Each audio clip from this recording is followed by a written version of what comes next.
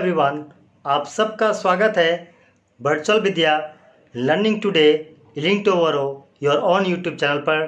Friends, मैं हूं आपका आकाश सर और मैं आज आपको क्लास 10 के बहुत ही मोस्ट इम्पॉर्टेंट सब्जेक्ट ज्योग्राफी का चैप्टर 1 पढ़ाने वाला हूं और आई होप कि आपको यह वीडियो पसंद आएगी, क्योंकि मैंने इसको बहुत ही क्रिएटिव तरीके से बनाया हुआ है प्रेजेंटेशन। साथ ही साथ आपके एग्ज़ाम्स के पॉइंट ऑफ व्यू से मैंने स्लाइड तैयार किया है और इसके बारे में लॉट्स ऑफ नॉलेज मैं आपको इस वीडियो में देने वाला हूं, जो कि आपके एग्ज़ाम्स रिलेटेड आंसर लिखने में, क्वेश्चन के आंसर करने में आपको बहुत ही हेल्पफुल होगी। साथ ही साथ आपको बहुत मज़ा भी आएगा पढ़ने में। अगर आप हमारे चैनल वर्चुअल विद्या में नए हैं तो जल्दी से आप हमारे चैनल को सब्सक्राइब कर दें, बेल बटन को भी प्रेस कर दें ताकि आगे आने वाली वीडियोस के नोटिफिकेशंस आपको रेगुलरली मिलती रहे। साथ ही साथ अगर आप अनदर सब्जेक्ट की तैयारी करना चाहते हैं तो हमारे बहुत सारे फैकल्टीज़ आपको हमारे इस प्लेटफॉर्म पर वो अलग अलग सब्जेक्ट की तैयारी करवाते हैं और वो आपको बहुत ही अच्छे ट्रिक्स के साथ पढ़ाते हैं। तो डेफिनेटली इनका वीडियो देखना ना भूलें। और मेरी वीडियो हर शाम 6 बजे आती है, तो हर शाम 6 बजे डेफिनेटली आप मुझसे जुड़े। अगर आपका कोई प्रश्न हो, सवाल हो तो आप कमेंट बॉक्स पे हमें कमेंट से दे सकते हैं। तो चलिए शुरू करते हैं आज का यह वीडियो जो हमने आपके लिए तैयार किया हुआ है, क्लास 10 का most important resources and development. इसका अर्थ होता है, रिसोर्सेज का मतलब होता है संसाधन, एंड मतलब और, डेवलपमेंट मतलब विकास। संसाधन और विकास जो कि क्लास 10वीं सीबीएसई बोर्ड का या फिर किसी भी स्टेट बोर्ड का 10वीं कक्षा का बहुत ही इम्पोर्टेंट चैप्टर है ज्योग्राफी में, और 10वीं का यह पहला चैप्टर ज्योग्राफी का है। तो आज हम इसको डिस्कस करेंगे। फर्स्ट पार्ट आज करेंगे, सेकंड पार्ट कल के वीडियो में आएगी। तो दोनों वीडियो ज़रूर देखें अगर आपको पूरा इससे अच्छे से समझना है। तो geography of class 10 chapter 1 resource and development. सबसे पहले आपको मैं बताऊं ये रिसोर्स होता क्या है।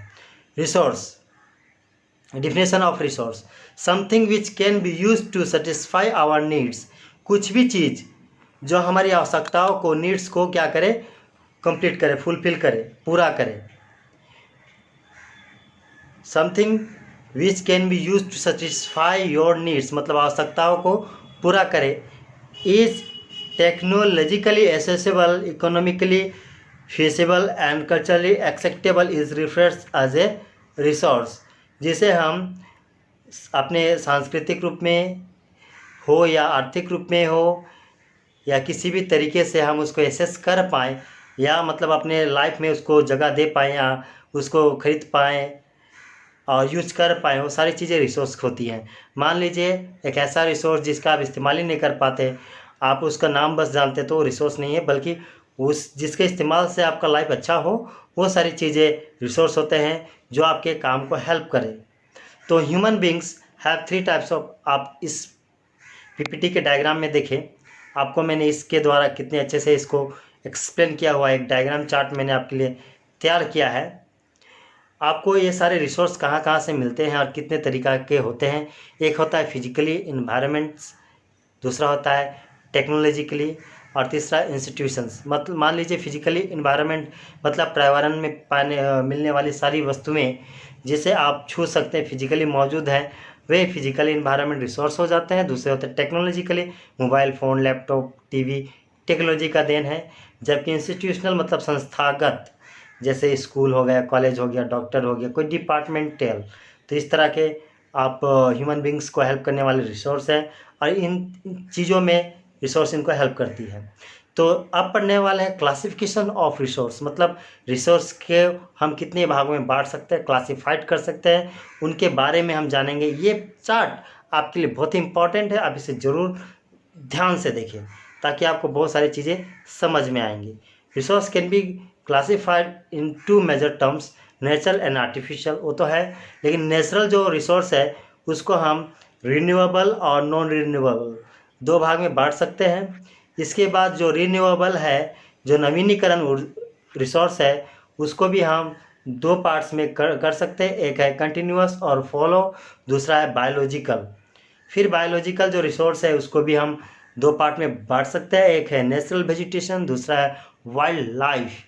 तो इस प्रकार आप देख सकते हैं कि जो नॉन रिन्यूएबल है, मतलब जो अनवीनीकरणीय रिसोर्स है, संसाधन है, उन्हें भी हम दो भागों में बांट सकते हैं। एक है रिसाइक्लेबल, मतलब जिसे रिसाइकल किया जा सकता है, दोबारा बनाया जा सकता है, लाइक प्लास्टिक। और दूसरा है नॉन रिसाइकलेबल, मतलब जिसे हम दोबारा नहीं बना सकते, जिसे लकड़ी को जलाने के बाद दोबारा से लकड़ी नहीं बन सकती। तो इस प्रकार इसको दो भागों में बांटा गया है। जबकि रिसोर्स टू टाइप्स का होता है, मैंने आप लोग को बताया था। एक है नेचुरल और दूसरा है ह्यूमन क्रिएचर, मतलब आर्टिफिशियल भी हम इसे कह सकते हैं। तो ह्यूमन क्रिएचर वो भी दो तरह का होता है। एक होता है स्ट्रक्चरल एंड इंस्टीट्यूशनल्स, जिसे मनुष्य के द्वारा बनाया गया या इंस्टीट्यूट के द्वारा किया गया। दूसरा है क्वालिटी और क्वांटिटी के अनुसार हो जाता है। इस प्रकार से हमने रिसोर्स को बांटा हुआ था। तो आपने इस चार्ट में जितने भी रिसोर्स के टाइप्स है, मैंने आपको A to Z डिटेल में दिया हुआ है, और एक एक पॉइंट के बारे में आगे हम डिस्कस करने वाले हैं। और एग्ज़ाम में आपको इसके बारे में डिफरेंस पूछ सकता है, साथ ही साथ डिफिनेशन और एग्जांपल्स भी कई बार आपको एग्ज़ाम में पूछ दिया जाता है। तो आप हमारे इस वीडियो को अंत तक ज़रूर देखें, जिसमें आपको इनका पूरा डिफिनेशन एग्जांपल्स के साथ मिलेगा, जो आपके एग्ज़ाम्स के पॉइंट ऑफ व्यू से आपके अच्छे मार्क्स पाने के लिए बहुत ही इम्पॉर्टेंट है। तो अंत तक वीडियो को ज़रूर देखें माय डियर फ्रेंड्स। तो चलिए शुरू करते हैं और आगे पढ़ते हैं नेचुरल रिसोर्स के बारे में। Natural resources are those resources which are created by the nature, example land, water, wildlife, atmosphere, etc. मतलब प्राकृतिक संसाधन वे संसाधन होते हैं जो प्राकृतिक के द्वारा क्रिएटेड होते हैं, बनाए जाते हैं प्राकृतिक के द्वारा। जैसे प्राकृतिक के द्वारा क्या क्या चीज़ें बनाई गई हैं माय डियर फ्रेंड्स, जैसे धरती हुआ, लैंड, वाटर, वाइल्ड लाइफ मतलब जीव जंतु, एटमॉस्फेयर वायु, ये सारी चीज़ें नेचर के द्वारा क्रिएटेड हैं, इसलिए हम इन्हें नेचुरल रिसोर्स कह सकते हैं। इसके बाद इस स्लाइड में मैंने आपके लिए किया है, resource have been classified into this groups. One on the basic of exhaustibility. Exhaustibility के अनुसार जो रिसोर्स है वो दो तरह के होते हैं, एक रिन्यूएबल और दूसरा है नॉन रिन्यूएबल। मतलब एक नवीनीकरणीय और दूसरा है अनवीनीकरणीय। नवीनीकरणीय का अर्थ होता है जिसके हम दोबारा बना दें। जैसे मान लीजिए आप एक चीज़ का इस्तेमाल किए, उसके बाद उसको दोबारा प्राप्त कर लिए, जैसे विद्युत शक्ति, वो आपका रिन्यूएबल है। जबकि नॉन रिन्यूएबल है पेट्रोल डीजल, एक बार जल जाता है दोबारा पेट्रोल डीजल नहीं मिल सकता। On the basic of origin, on the basic of origin ये दो तरह के होता है, एक बायोटिक होता है, ए बायोटिक रिसोर्स होता है। मतलब बायोटिक मतलब जो जीव जंतु से प्राप्त होता है, जैसे कोयला हो गया, प्राचीन काल में पेड़ पौधों के धरती के अंदर दब जाने से कोयलों का निर्माण हुआ है। जबकि पेट्रोल जो है वो उसका निर्माण भी प्राचीन काल में बड़े बड़े जीव जंतुओं के धरती के अंदर दबने से हुआ है, तो उसका निर्माण, तो ये बायोटिक हो गया। जबकि नॉन बायोटिक क्या क्या होंगे, जिसको मनुष्य के मतलब किसी जीव जंतु के द्वारा नहीं बने हैं, जैसे आपका लोहा हो गया, आपका कॉपर हो गया जो धरती के अंदर से, एल्युमिनियम हो गया, गोल्ड हो गया, सिल्वर हो गया जो धरती के अंदर से मिलता है, नॉन बायोटिक हो गए। अब इसे जरूर याद रखें।